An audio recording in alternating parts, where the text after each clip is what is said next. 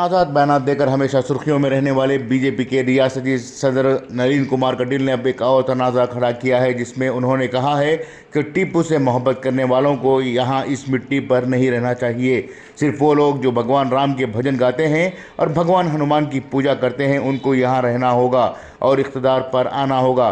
कोप्पल ज़िले के यलबुर्गी में मुनक़्क़दा बीजेपी विजय संकल्प कन्वेंशन में कारकुनों से खिताब करते हुए उन्होंने कहा कि हम भगवान राम और भगवान हनुमान की पूजा करने वाले हैं, हम टीपू की औलाद नहीं हैं। टीपू की औलाद को घर भेजने की ज़रूरत है। मज़ीद उन्होंने कहा कि मैं यहाँ के लोगों से पूछना चाहूँगा कि आप हनुमान या टीपू की पूजा करते हैं तो आप टीपू के कट्टर पैरोकारों को इस मुल्क से बाहर भेजें।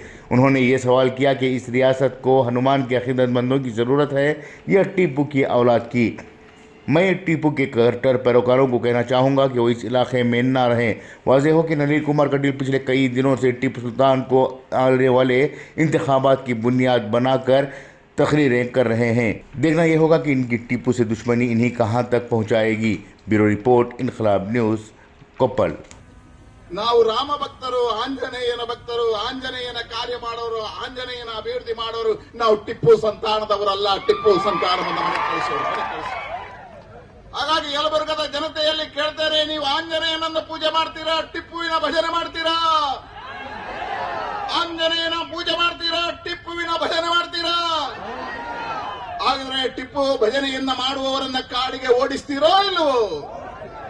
ಸಂಕಲ್ಪವನ್ನ ಮಾಡಿ ರಾಜ್ಯಕ್ಕೆ ಟಿಪ್ಪು ಸಂತಾನ ಬೇಕಾ, ರಾಮ ಭಕ್ತರು ಬೇಕಾ, ಆಂಜನೇಯನ ಭಕ್ತರು ಬೇಕಾ? ಆಂಜನೇಯನ ಪುಣ್ಯ ನೆಲದಲ್ಲಿ ನಿಮ್ಮಲ್ಲಿ ಸವಾಲಾಗ್ತೇನೆ.